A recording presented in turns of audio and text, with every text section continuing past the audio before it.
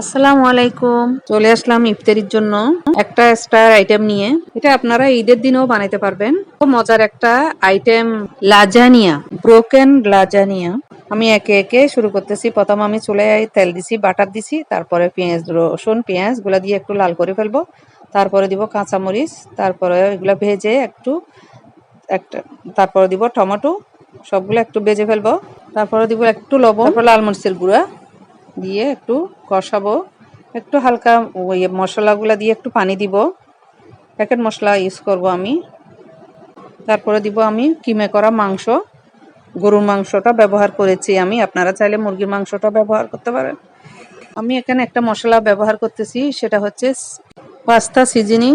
তারপরে দিব tomato sauce, দিব আমি গুঁড়া দুধ 2 চামচ। আমি বলছিলাম না একটু পানি দিব। তারপরে দিয়েছি আমি চিনি, অল্প চিনি দিয়ে তারপরে একটু কষাবো। যেহেতু এটা লাজানিয়া, তা একটু জাল, টক, মিষ্টি আর একটু জল জল হবে। এখন বানাচ্ছি আমি হচ্ছে হোয়াইট সস। এখানে বাটার দিয়েছি আমি। তারপর দিব একটু ময়দা, এগুলা একটু করে ভেজে তারপরে দিব অল্প অল্প করে গরুর দুধ। তারপরে আমি এখানে অল্প অল্প করে গরুর দুধ দিয়ে এগুলো নাড়াচাড়া করব। তারপরে হয়ে গেলে নামে ফেলবো।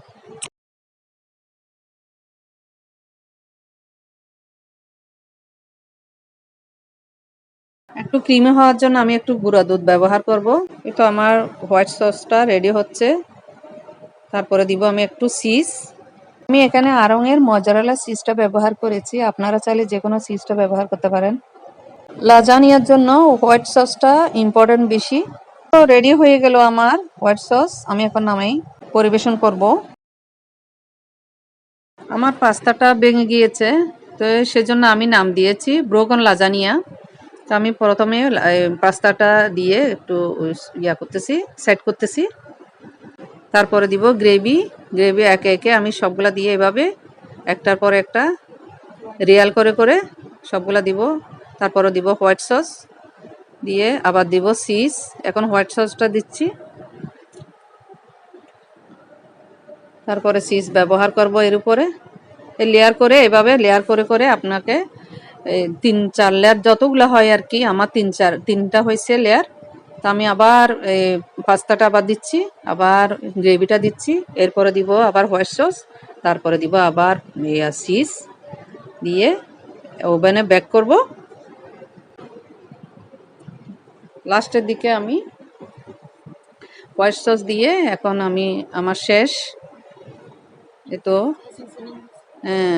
তারপরে লাস্টে একদম চিজ দেওয়ার পরে আমি সিজনিং মশলাটা ব্যবহার করব। এটা আমি আগরা থেকে নিয়েছিলাম, যে কোনো সুপার শপে এটা পাওয়া যাবে।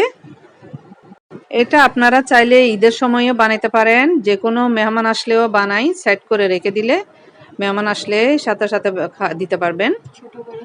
ছোট বড় সবাই পছন্দ করবে। এটা আমার বেক করা শেষ হয়ে গেছে।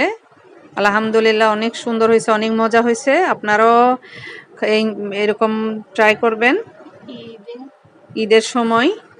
সবাইকে আল্লাহ হাফেজ।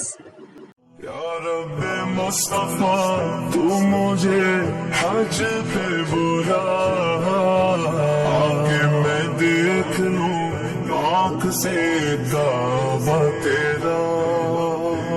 या रब्बे मुस्तफा तू मुझे हज पे बुला, आके मैं देख लूं आँख से काबा तेरा।